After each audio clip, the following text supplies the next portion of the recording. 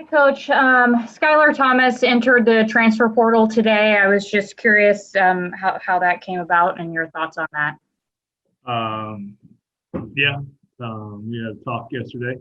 I think it feels like it's the best thing for him right now, and we wish him nothing but the best. There's no ill will from either side, in my opinion.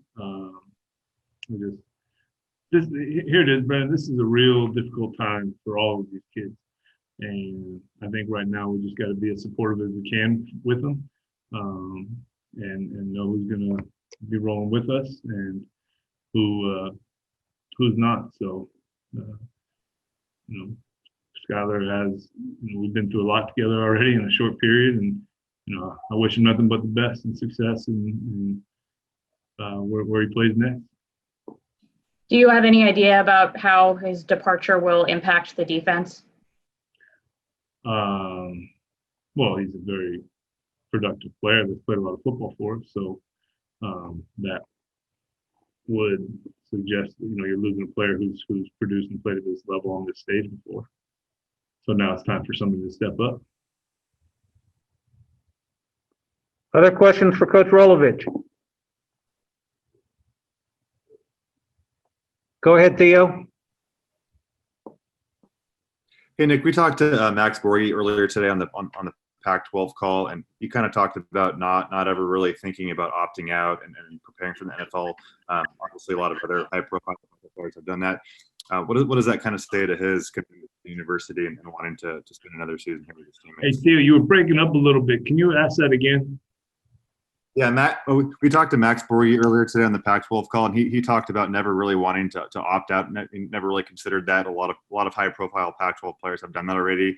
But what does that kind of say about Max's commitment to playing here another season and spending his junior year with his teammates?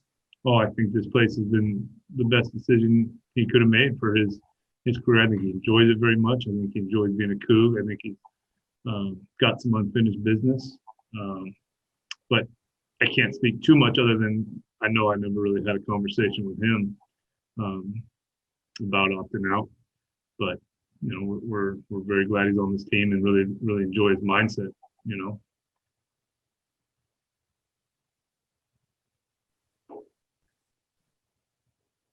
Other questions for Coach? Raise your hand. Zach Armstrong, go ahead. Coach, it was reported today that the Pac-12 board approved family members and guests of student athletes to attend football games. What's your reaction to that, and how did the team react to that? I don't know that. I haven't heard from the team at all on that, so I can't really speak on that right now. You talk about this is their babies, doing something, really living out their dream, and I think it's a good decision, especially for the players, to have their families there, as long as it, coincides with, the health departments in the areas around the campuses. So, I can't see that being a negative for either players or families, especially guys coming into their senior year, or, this could be their last year playing. I mean, these are real special moments that, if possible, I'm glad the families get to be in person for some of these games. And not sure how much little special teams details you've been able to work in, but are there some leading candidates for the punt gunner spot and a kickoff team specialist? The gunner spot? Yeah. I don't think that I know we're working the drills. I don't know that we've gotten that far to say who's going to be the starting gunner yet, but I think there's some willing candidates, and that's a very, Coach Goby does a great job, not only with inspiration on special teams, but schematically and really getting those guys to take some pride in it. So we're just looking for major gunner activity when we get the chance. Thank you. Joe McHale of KHQ, go ahead. Coach, Max also said during the seminar earlier today that he has no idea who's going to win the quarterback battle between the three guys. What about you? Any idea of who maybe is stepping up more than another in practice? Maybe someone separating themselves a little bit? I don't know that there's enough separation. I'm kind of in Max's opinion. We got to start whittling it down here fairly quickly, but there's not enough probably data or to really make a real educated decision yet. They haven't been in a lot of live situations. Who's going to handle the pocket? 7-on-7 is much different than a team situation. Plus the who's gonna make people better around them in clutch situations. That's one of the things that's going to be hard to make the decision. And plus they haven't had enough reps at the offense to really feel terribly comfortable in it yet. So they're still learning different things every day. But I wish I could. I'd like to give you a starting quarterback so we can talk about some other stuff. But I appreciate all of their willingness and desire to be the guy. I think that's there. But there's still inconsistencies with all three of them right now to say that anyone's separated themselves. Today we got some of those situations though. I mean, to be honest, the defense, really was choking out the offense most of the day. And so this is going to be some good film for us to see how they move in the pocket, how they lead their huddle when it's their time. Today was the first day in full pads, so we did some live stuff, and it was good to see. I think they've been waiting for that too. All the players, not just the quarterback.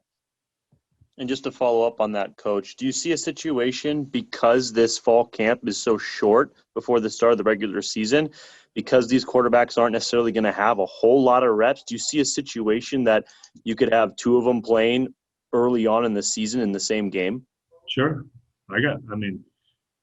Unless one starts separating themselves and taking it, that could very well happen. I don't know. I've done that before. It just elongates the competition somewhat.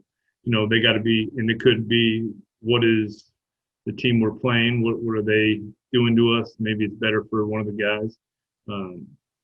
I think what you described is, could lead that to happening. I'd rather it not, but if that's how we got to do it, we got to do it.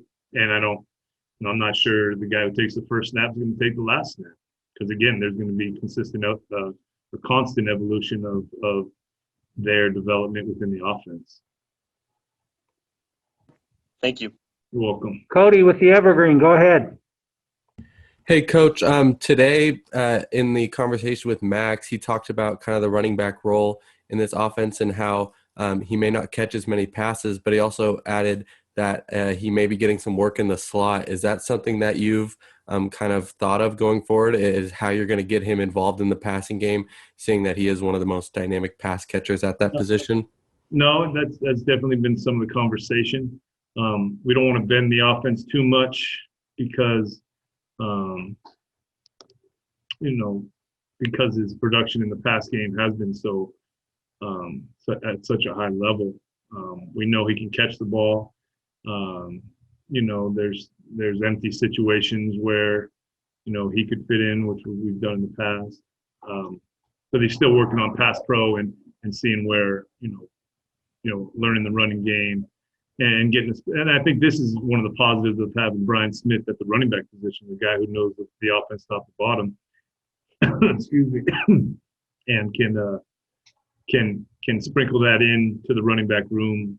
Dion Markov catches the ball real well, so I think it's a good place for Brian to be, and I think it's a good place as far as meeting room for those running backs to get a grasp on the entire offense. I think they'll come out very knowledgeable at the end of their time here by being in that room. Final few questions for Coach Rolovich. Raise your hand. No more. There's no more, Bill. Theo, go ahead. Yeah, I've got one more for you, Nick. We talked to Gabe Lucas the other day, and then he kind of talked about having 3 offensive line coaches in his 4 years, and I believe that's the case for him, Josh Watson, and Liam Ryan. How does that kind of impact a player to have that many position coaches, both positively and negatively, do you think? I think it teaches exactly what this game's about. This game's about midstream adjusting, doing the best for your teammates. being open to new ways of doing things. I think it'll give them, at the end of it, a lot of knowledge in preparation because, you know, I think all three of them have aspirations to play at the next level. And, you know, the excuse of, well, I've had too many coaches in too many years doesn't help the make the roster. So I think taking it as a positive, you know, obviously learning from the guys they've had and seeing what they can get from Webb and into the buy-in of the offense that they're in now. I think it's good skill development for real life. You know, if you get a job and you get a different boss and he takes a different job and you got a different boss, you got to adjust. You got to feed your family. Is it, you know, unicorns, butterflies, and rainbows? Probably not, but it is an opportunity to grow as a young man and prepare them for real life. But I think they've been very willing to do that. And do you have any more clarity on who kind of fits best at each of the four receiver spots, and who have you kind of been working in at each of those four spots? Has anyone kind of really taken hold of any of those four yet? Travell had a great catch today. I wish you were there, Theo. You could have seen it. Great catch. I wish I was too. I know you do. You gotta get this COVID thing over with and come watch. No, I think Renard has done a real nice job in the slot. Travell's done a real nice job in the slot. Joey Hobart made a big play today in the slot. You know, Jameer is really dynamic on the outside for us right now. You know, I Bacon, Mitchell Quinn, you know, Calvin on the outside are all doing some good things for us. And what about Brandon Gray on the outside? Has he been mixing in there? Not as much. Not as much at this point. All right, final question. Zach, go ahead. Coach, you talked a little bit about the defense dominating today, and we also talked about Nathaniel James standing out in camp. The defense really came out with good energy on the first day of first pads and really dominated, I would say, the energy of the majority of practice. I thought the offense responded in the last period where and it was good, and that's great for that to happen. That I went over to defense. I said, you know, you guys have won the day so far. It's time for you to choke them out. And I went to the offense. I said, you guys have been choked out all day. You better sprawl out and get out of that headlock and make something happen. And that's good for both sides to have that opportunity to do that. But go ahead with your question. I was just going to ask if anybody in the interior defensive line outside of Nathaniel James has kind of stood out to you, both in terms of veterans and new guys. I think Christian Mejia has gotten a new maybe chance, different mindset. He's been very productive. Amir Crowder's getting a bunch of reps. You know, who else can I talk to you about? There's a lot of guys moving, not necessarily moving in there, but there's a lot of guys, you know, the more you guys you have in there that can play, it's going to help us through the long run. So those are some of the names I will give you right now. Thank you. You guys just want a depth chart, don't you? That's all you want. Just say it. Just say, can we have a depth chart? Can we have a depth chart? Nobody wants a depth chart. If you had one. No, I appreciate you guys. I know you guys got a job to do. But All right, Coach. Thank you very much. Appreciate it. yeah, I wasn't done. Oh, sorry. I thought you were done. Thank you, everybody.